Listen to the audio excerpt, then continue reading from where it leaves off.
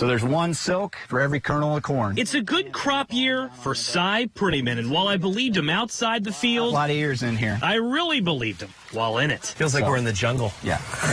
But as much as I'd like to just talk about corn, I'm on Cy's farm today to talk about the SEC. And no, I'm not talking about the college football conference.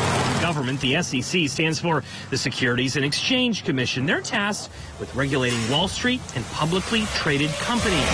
The agency has proposed a rule to force those companies to start telling their investors about their climate data, emissions, and risks. You might be wondering, what does Wall Street have to do with Cy's farm in Ohio?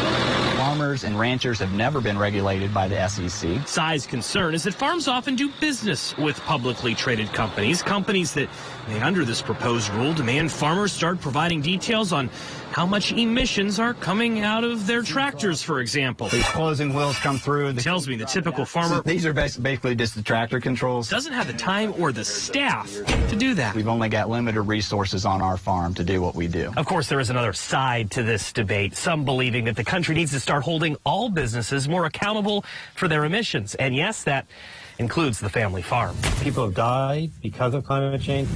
Stephen Rothstein is with Ceres, a nonprofit focused on making the economy more sustainable. He says the heat from the past few weeks is reason enough to focus more on the climate. If companies must report, it may promote change, he says. I'm not saying companies have to do certain things for climate.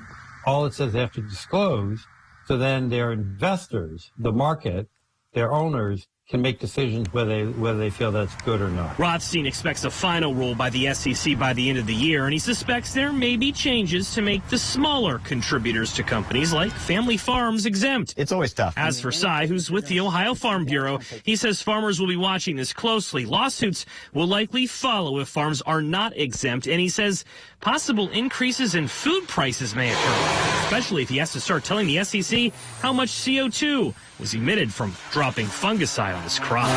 Potentially that leads to higher costs for the consumer. In New Bloomington, Ohio, I'm Joe St. George.